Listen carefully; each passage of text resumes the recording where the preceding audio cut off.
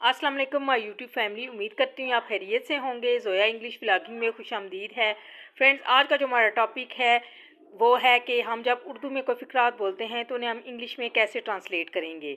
जैसे है, क्या हुआ, व्हाट हैपेंड, क्या आपने मुझे बुलाया था, had you ask for me, मैं जाऊँ, मे आई गो, मैं भी चलूँ, मे आई अकम्पनी यू, क्या तुम आ रहे हो, आर यू कमिंग, मैं लाऊँ, शुड आई ब्रिंग इट, आप कैसे हैं, हाउ आर यू, समझे, डिड यू अंडरस्टैंड, क्या मतलब, व्हाट डू यू मीन, क्या साहिब अंदर हैं, इज़ द बॉस इन, कौन है, वो इज़ इट, क्या है, व्हाट्स द मैटर, दानिश कहाँ है, वेयर इज़ द दानिश, कब आए, व्हेन डिड यू कम, शुरू करें, शैल वी बिगिन, एक काम करोगे, will you do one thing, क्या आज छुट्टी है, is it a holiday today, तुम्हें मालूम है, डू यू नो, तुम जाओगे नहीं, वॉन्ट यू गो, क्या गड़बड़ है, व्हाट्स द ट्रबल।